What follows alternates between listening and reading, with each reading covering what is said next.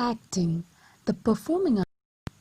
Acting, the performing art in which movement, gesture, and intonation are used to realize a fictional character for the stage, for motion pictures, for television, for radio, or any other medium that makes use of the mimetic mode.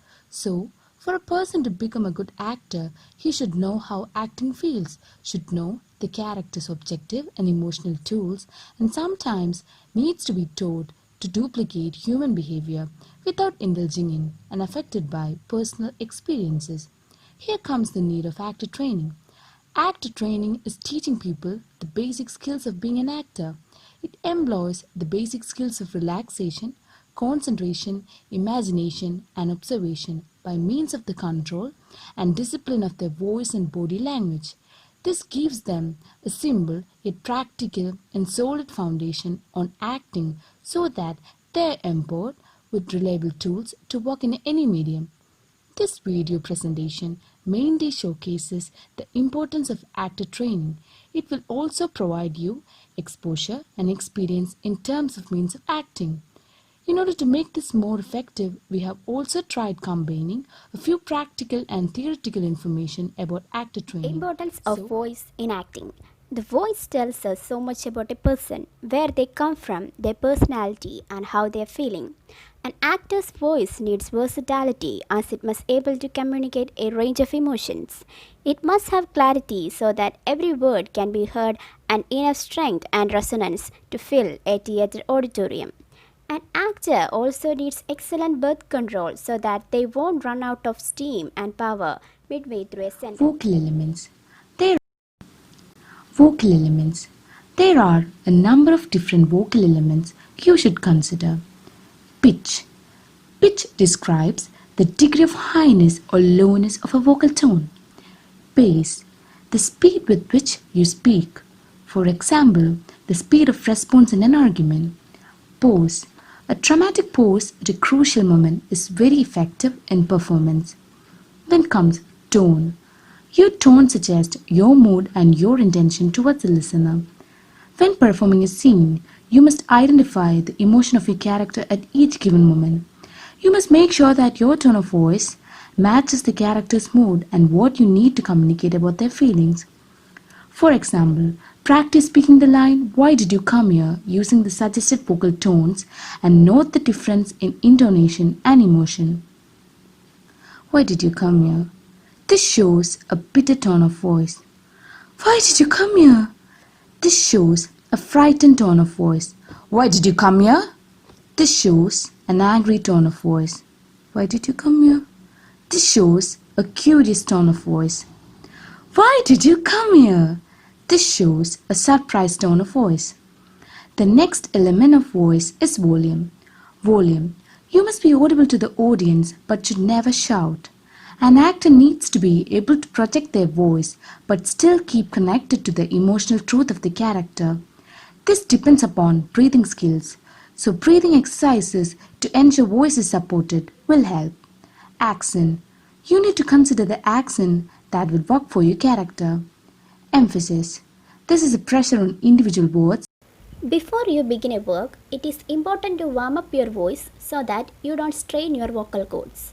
There are several exercises you can do to extend your vocal range. First one is sliding scale. This technique will help you to extend your voice at either end. Second one is hustler technique. This is a singing exercise that structures and then relaxes the vocal cords, which leads to a wider range of pitch. Third one is plosives. Helps to control your tongue and lips. Fourth one is tongue twisters. Tongue twisters are excellent for improving articulation. Some tongue twister sentences are mentioned down below. Is your performance a vocal one only?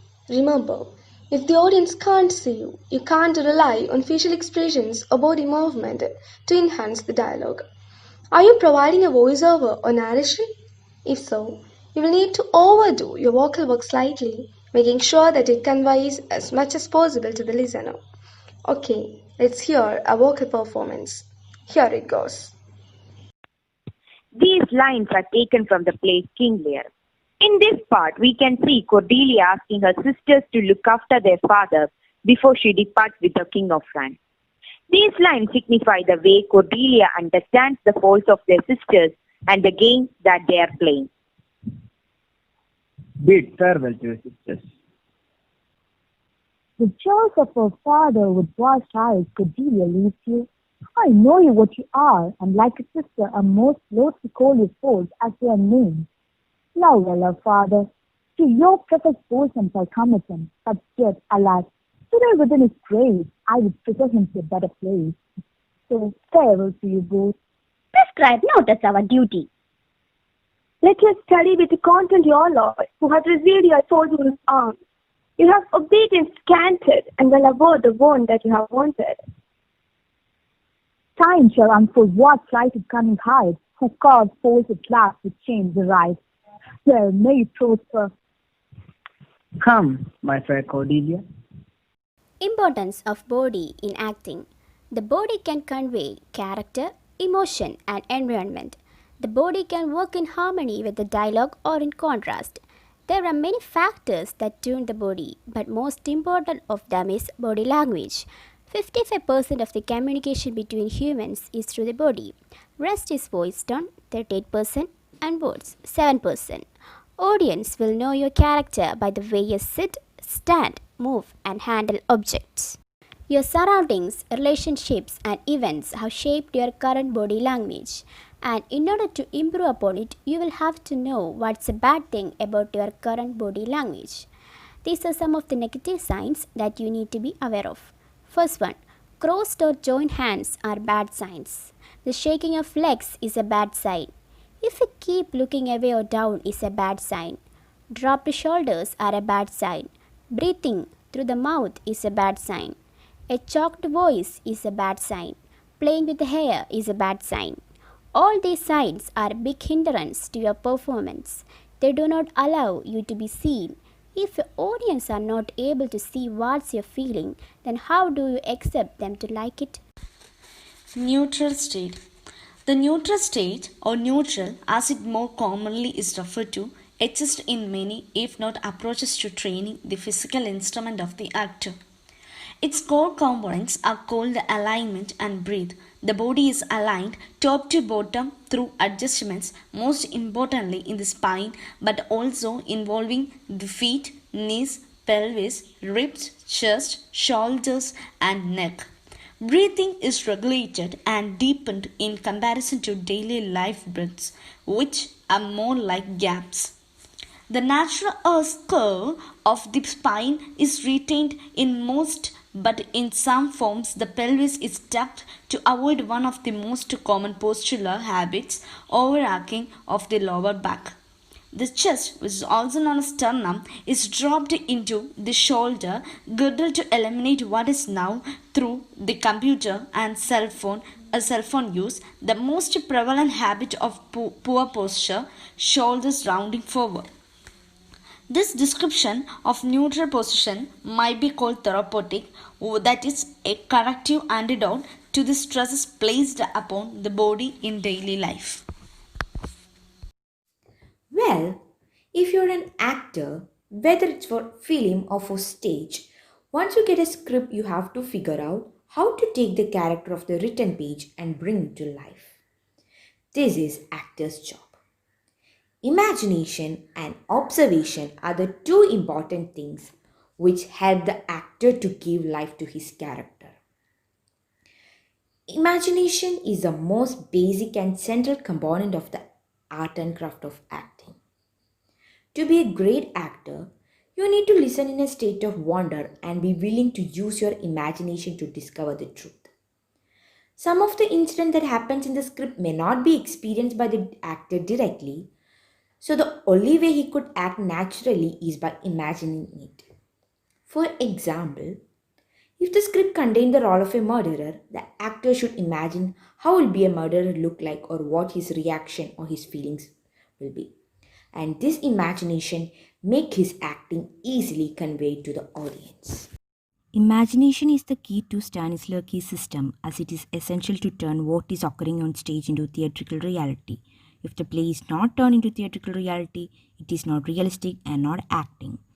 Effective memory requires actors to call on the memory of details from a similar situation and import those feelings to those of their characters. Stanislavski believed actors needed to take emotional and personality to the stage and call upon it when playing their character. Acting is said to be the study of human behavior. So, in addition to their own memories and imaginations, actors must depend on their powers of observation. As an actor, you must become aware of how other people feel, speak, think, and behave. And it is important for the actor to recall what they observe and use it to build believable characters. An actor's observation is a very important trigger to their imagination. It is something that will help any aspiring actors to become more aware of their surroundings and little details. It develops their sense memory data bank, the power of imagination, and eventually their ability to create and transform into a script's character convincingly. Control and discipline. Actors must learn how to develop their powers of concentration, must be aware at all times of their current situation and the context of the play. Discipline is essential, yet hard to learn, harder still to appreciate. Here are some tips to a productive session. Each actor needs to understand what their role is in the play. Actors need to be aware of acceptable and non-acceptable behavior during the act. That is, one needs to learn some degree of control or cannot walk on and off a stage smoothly. When an actor speaks, it must be clear and natural. If one is to be in a play, he or she must learn to speak the lines set down for. For the authors and co-actors' sake, one must not say whatever comes into his head. One have to learn the much harder discipline of listening, exactly equal importance with speaking. Utilize one's space to its maximum potential. The intimidation, stealing energy from others by dominating them must be controlled. It cannot be appreciated. Acting tutorials, whether recorded or live, are important because they add another dimension to actors' learning that makes one's learning experience more effective. Here goes one. You can't just take it from me! Stop it. Finders keepers! How embarrassing. I'd like to be brilliant. Not just. I don't mean just outstanding. I told you no! I told you no. Wait a minute! Wait! In the past few minutes, we have tried to explain the significance of training and its means in the field of acting. Training is a must for all sorts of acting as it provides you with the different approaches that can be used repeatedly in creating different roles. It also helps to incorporate movement, voice, script, and character analysis as well as provides you with concentration exercises that can be effective warm-up and character script exploration. On the whole, we can say that if an individual wants to achieve the pinnacle of their acting potential, they will need some kind of formal training which will help them in molding their acting skills. Switch it up like